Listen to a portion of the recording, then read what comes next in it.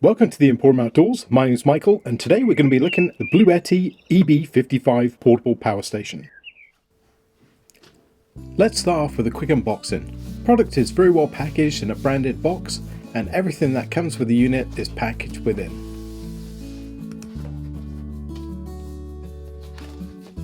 Inside are some basic instructions as well as the warranty card. Inside the accessories box there is a 12 volt charge cable, there's a 110 volt cable that plugs into the power brick, and there's also a MC4 connector to connect it to a solar source. And just to note, the power brick is actively cooled, so there is a fan inside that'll run when it does charge. So the unit is very compact, with the majority of the outlets and functions on one face of a cube. On the sides are the cooling fans, and on the rear is the light that you can switch on and off, and it's a very nice bright light. What I also like is a folding handle, which makes it easier to carry but also folds out of the way so it's not obtrusive. One really nice feature is this 15 watt wireless charger, so you can place your phone on the top or any other device and it'll wirelessly charge. By pressing the on off button of the light, you can cycle through a few different modes from static to flashing. On the lower left are the USB Type-A sockets, as well as a USB Type-C. The USB Type-C is great for charging laptops, it's a 100 watt output, and the USB Type-A are the 3 amp variant. The button for the USB charging also powers the wireless charger on the top. On the right hand side are 4 110 volt outlets, 2 of them allow for a plug with a ground pin to be inserted into the unit. The unit can put out a consistent 700 watts of power but can surge to 1400. This compensates for some devices that draw more power when they start, perhaps something with a motor inside. On the top right are the DC outlets. One of them is a cigarette type plug-in, the other is just a straight DC output. And on the top left are the inputs. This is the AC input as well as a DC input, which can also be a solar input. Overall, the unit is very compact, but it does pack a lot of power for the size. For the solar testing, I'm using the Jackery 100 watt panel. I did end up changing the Jackery plug to a standard MC4 connector for these tests. In this early morning sun, I got 69 watts straight from the panel. On the Jackery, I could only get 56 watts. And on the EcoFlow Delta, I got 67 watts. So I wanted to make some changes to my Jeep setup. I wanted to put a SAE connector rather than the 12 volt cigarette lighter output, which I think is more reliable connector. So I used the EB55 to power my handheld soldering iron, which I could then solder up these wires and get that project moving along.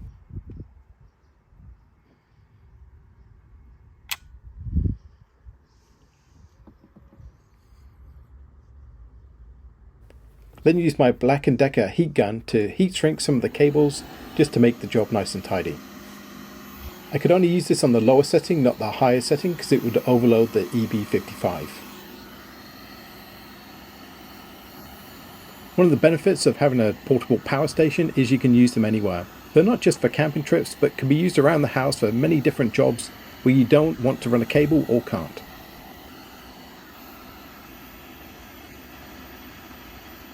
One of the things I wanted to test with the EB55 was to confirm that it would draw power as well as charge at the same time.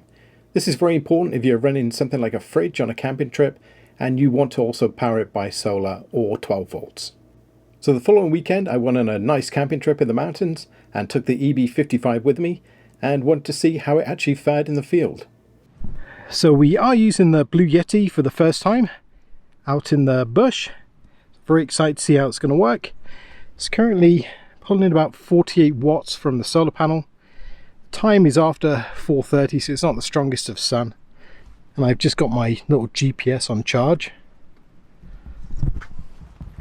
Great thing with this system is for my mobile phone, I can just place it on the top.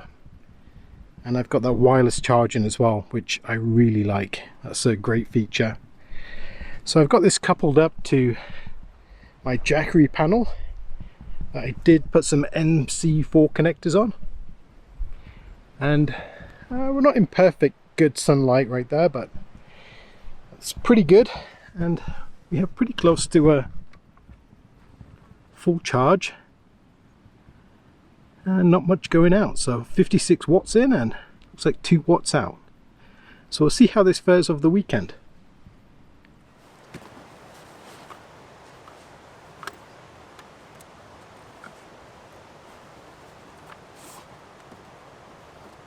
So I also forgot to charge my drone.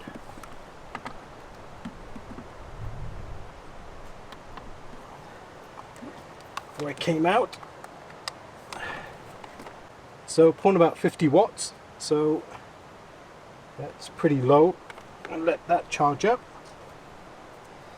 And then hopefully we can get some drone shots tomorrow.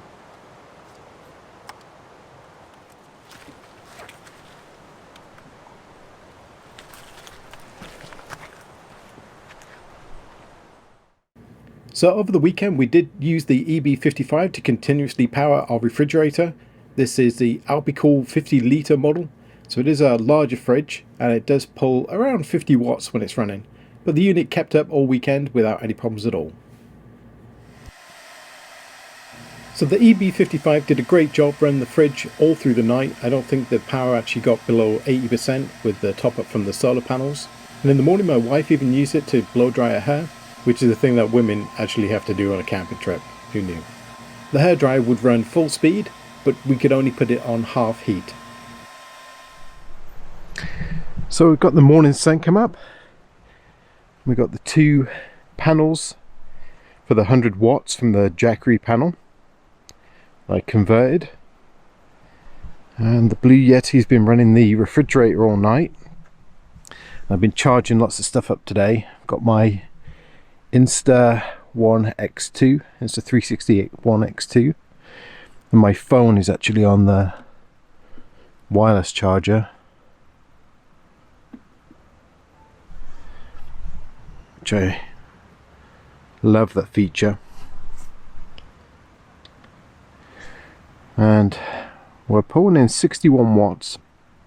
Like I say, we've been charging iPads, cameras, keeping the fridge going all night, and we're still doing great. So so far so good. So what are my overall thoughts of the EB55?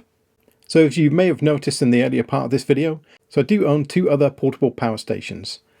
One of them is the EcoFlow Delta, which is a larger model, and the Jackery Explorer 500, which is comparable to this unit. Although I don't want to make this video into a comparison of other units, the Jackery 500 is the one I'm going to draw a few comparisons between.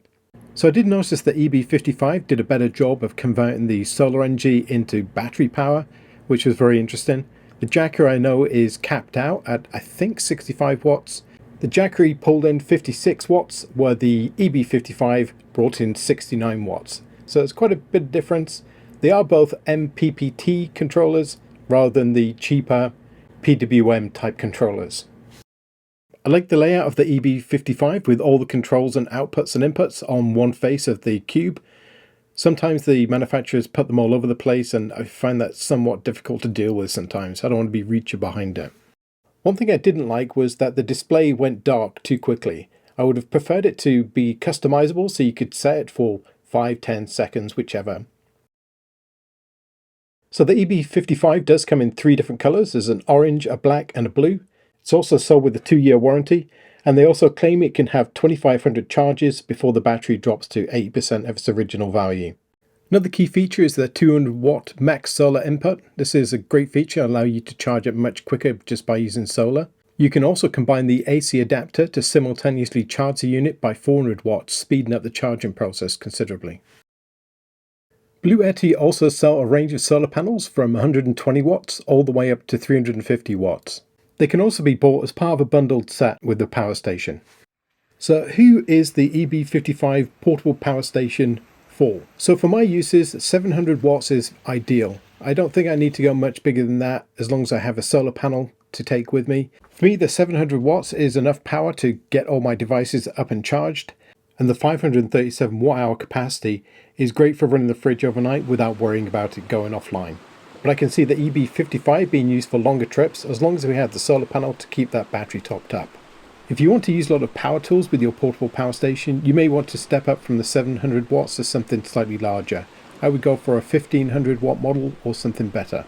For me, using the EB55 as opposed to having a second battery installed on my Jeep where I could draw power from, this is a much simpler, cleaner and more cost-effective method. And I also have the ability to move the portable power station to where I need the power, unlike if I had a second battery installed in the Jeep. Well, I hope you've enjoyed the video and you found it informative. If you have any questions about the EB55 or how I use my portable power stations, go ahead and leave me a comment below. So until next time, take care.